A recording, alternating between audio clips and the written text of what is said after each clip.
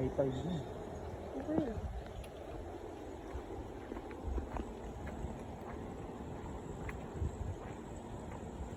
Ganda.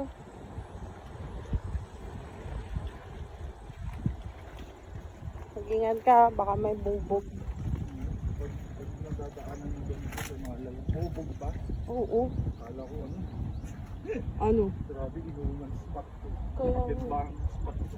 Tingnan mo. Grabe, na-record ko yung sinabi mo. Tingnan mo. May yosi, may alak, may damit. Damit ng babae yun. Sige, ilagay mo sa vlog mo. Sige, sabihin mong hindi bembangan spot ko. Tapos may mga dahon ng buho, nakalatag sa salim. Hindi ba nanakawin yung motor natin? Auto service. Ang ganda. Naniniwala ng bembangan.